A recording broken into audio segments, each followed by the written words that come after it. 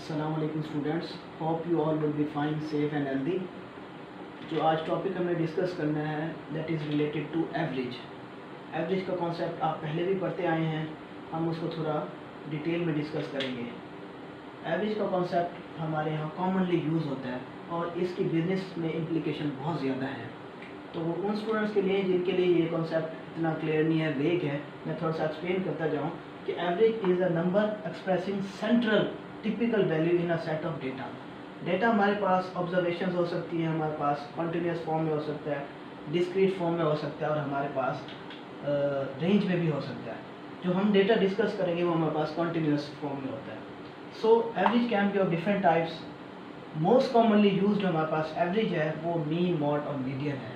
First of all हम mean को discuss करेंगे। मीन में भी हमारे पास डिफरेंट टाइप्स हैं, अरिथमेटिक मीन है, ज्योमेट्रिक मीन है, हार्मोनिक मीन है, but we will discuss only arithmetic mean. अरिथमेटिक मीन क्या है? कैलकुलेशन का जो फार्मूला जो हम यूज़ करते हैं वो ये है। हमारे पास ये मीन है जिसको हम एक्स के ऊपर छोटी सी ब्रैकेट से डिनोट करते हैं, और ये जो हमारे पास एक्स है ये हमारे पास डेटा है, हमारे पास वैल्यूज़ हैं, ऑब्जर्वेशंस हैं, मार्क्स हो सकते हैं, हमारे पास प्रोडक्टिविटी हो सकती है, कस्टमर्स हो सकते हैं, etcetera according to the situation. यहाँ हमारे पास जस्ट वैल्यूज़ है फॉर द सिंप्लिसिटी। x1 हमारे पास फर्स्ट वैल्यू होती है इन डेटा जो हम यहाँ लिखते हैं। सेकेंडली हमारे पास इस तरह नंबर ऑफ़ वैल्यूज़ होती हैं, 2 हो सकती हैं, 6 हो सकती हैं, अनलिमिटेड हो सकती हैं, काफ़ी सारी वैल्यूज़ हो सकती हैं। तो उसको कैलकुलेट करने का फार्मूला क्या है? आपके पास जितनी वैल्यूज़ हैं आप उनको ऐड कर दें, सम अप कर दें और उनको काउंट करके जितने टोटल नंबर्स हैं उससे डिवाइड कर दें। वो हमारे पास मीन कैलकुलेट हो जाती है, जिसको हम अरिथमेटिक मीन कहते हैं। ये हमारे पास एक सेंट्रल वैल्यू होती है, एक एवरेज वैल्यू होती है। ये फार्मूला यहाँ ब्रीफली डिस्कस हो रहा है। x ये हमारे पास मीन को शो कर रहा है, x1 फर्स्ट वैल्यू डेटा को शो कर रही है। ये मैंने आपकी अंडरस्टैंडिंग के लिए बता दिया कि ये सेकंड वैल्यू है। बेसिकली हमारे पास x1 और xn होते हैं, जो इसमें हमारे पास xnth जो होता है ये nth वैल्यू होती है, ये लास्ट वैल्यू होती है, और जो हमारे पास ये स्मॉल n है ये डोनेट कर रहा है टोटल नंबर ऑफ वैल्यूज़ को। नेक्स्ट हम किसी एग्जांपल से इसको डिस्कस करके मज़ीद आपकी अंडरस्टैंडिंग बेहतर करते हैं। स्टूडेंट्स, ये हमारे पास एक एग्जांपल है जिससे हम एवरेज को कैलकुलेट कर सकते हैं। आप देखें, हमारे पास फॉर एग्जांपल ये डेटा है, कोई वैल्यूज़ हैं, ऑब्जर्वेशन हैं किसी रिसर्चर की। फॉर एग्जांपल ये मैंने स्मॉल एग्जांपल इसलिए लिए ताकि आपको ये कॉन्सेप्ट ईजिली समझ आ सके। हमारे पास 1 2 3 4 वैल्यूज़ गिवन है, आपने इनका मीन कैलकुलेट करना है। जैसे मैंने पिछले आपको बताया कि इनको कैलकुलेट करने का फार्मूला है। फार्मूला क्या है? आप इनको आपस में सम अप कर दें, ऐड अप कर दें, जमा कर दें। आपने क्या किया? 1 को अगली वाली टर्म से इस तरह सारे टर्म्स को आपस में जमा कर दिया, ऐड कर दिया। और नीचे जो मैं आपको बता रहा था n क्या था? हमने इन्हें काउंट किया 1 2 3 4। काउंट करने के बाद जो हमारे पास टोटल नंबर ऑफ़ वैल्यूज़ आई उससे हमने इनको डिवाइड कर दिया। ये हमारे पास इनका सम अप आ गया और ये हमारे पास टोटल नंबर ऑफ़ वैल्यूज़ आई। इस डेटा में हमारे पास मीन बन गया 3.5। आप देख रहे हैं ये होल नंबर वैल्यूज़ हैं और इनका मीन फ्रैक्शन में आया, मीन फ्रैक्शन में आ सकता है, इसको देख के घबराने की ज़रूरत नहीं है। एक और एग्जांपल लेते हैं, ये थोड़ी सी उससे लेंथी है ताकि आपको कॉन्सेप्ट मज़ीद बेहतर हो जाए। इसमें हमारे पास एक डेटा है और उसमें वैल्यूज़ रिपीट हो रही हैं। हमारे पास जिस तरह का डेटा होता है हमने उसको एज इट इज़ लिखना होता है।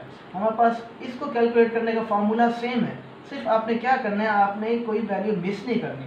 आपने सारी वैल्यूज़ को सम अप किया और टोटल नंबर ऑफ़ वैल्यूज़ से डिवाइड कर दिया। टोटल नंबर ऑफ़ वैल्यूज़ हमारे पास कितनी है? 1 2 3 4 5 6 7 8 एंड 9। हमने टोटल नंबर ऑफ़ वैल्यूज़ से उसको डिवाइड करके हमारे पास मीन आ गया। तो नेक्स्ट कॉन्सेप्ट हमारे पास है मॉड। मॉड हमारे पास वो वैल्यू है जो मोस्ट रिपीटेड वैल्यू होती है।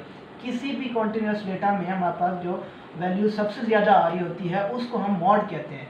आप देखते हैं फ्रीक्वेंसी का मतलब होता है वो चीज़ या वो वैल्यू कितनी बार आ रही है। तो इस तरह हमारे पास डेटा में जो वैल्यू बार बार आ रही हो, रिपीटेडली आ रही हो, उसको हम मॉड कहते हैं। इस डेटा में हमारे पास मॉड देखें 0 है, because the values are appearing just once. एक दफ़ा वैल्यूज़ आ रही हैं। अगर हम इस डेटा में कंसिडर करें तो हमारे पास रिपीटेडली वैल्यूज़ हो रही हैं। आप देखिए 13 कितने टाइम्स आ रहा है? 1 2 3 4 टाइम्स 13 हमारे पास आ रहा है। फॉर एग्जांपल 13 आ रहा है।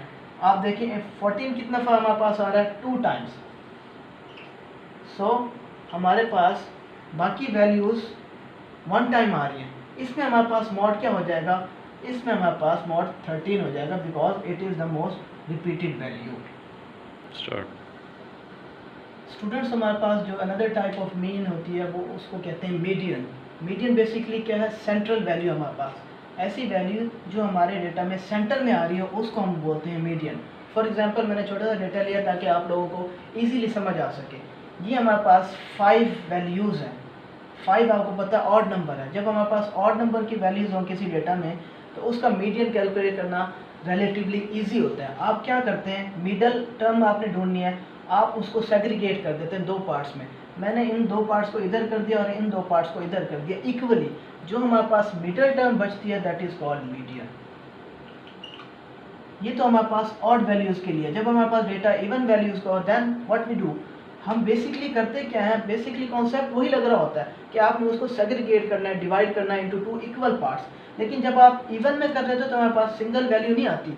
आपने उसको देखना होता है कि आपके पास 2 वैल्यूज दरमियान में आ रही हैं, आप उसको लेके एक फार्मूला लगा के then you calculate the median. अब मैंने क्या किया, इधर भी दो पोर्शन अलग कर दिए, 2 वैल्यूज अलग कर दी, इधर भी 2 वैल्यूज अलग कर दी। दरमियान में मेरे पास सिंगल टर्म नहीं बची, 2 टर्म्स बची हैं।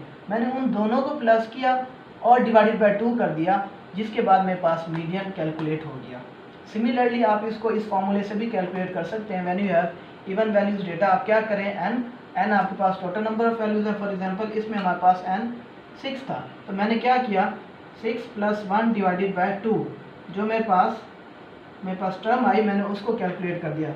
इसके हिसाब से आप देखें कि हमारे पास 3 + 4 हमारे पास 7 होता है। 7 divided by 2 is equal to 3.5।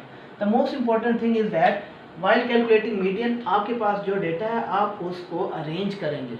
Arrange किए बगैर अगर आप करते हैं तो यू डू अ ब्लंडर, आप मिस्टेक करते हैं। आप उसको आइदर डिसेंडिंग ऑर्डर में अरेंज करें और असेंडिंग ऑर्डर में। इट्स बेटर कि आप उसको असेंडिंग ऑर्डर में कर दें, लेकिन उसका ऑर्डर ठीक होना चाहिए, then you calculate the median. Otherwise आप मीडियन करेक्टली कैलकुलेट नहीं कर सकते। ये छोटी सी समरी मैंने बनाई है। मीन आप इस फॉर्मूले से कैलकुलेट करते हैं।